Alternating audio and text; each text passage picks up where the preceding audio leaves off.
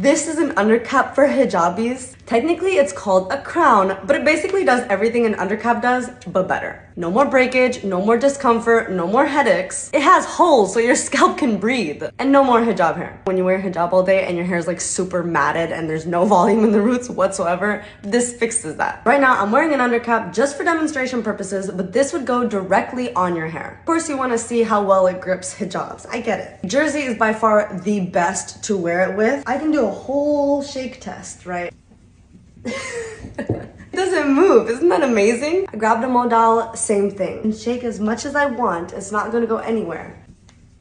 I'm literally out here getting whiplash for y'all at this point. And when I just took it out right now, I had like this much volume in my hair. No more flat matted roots after wearing hijab all day. This is the innovation in hijab tech that I have been waiting for. I could keep raving all day about this. Just go check it out. I tagged the brand below. This is gonna go viral this summer, inshallah. So hop on it now.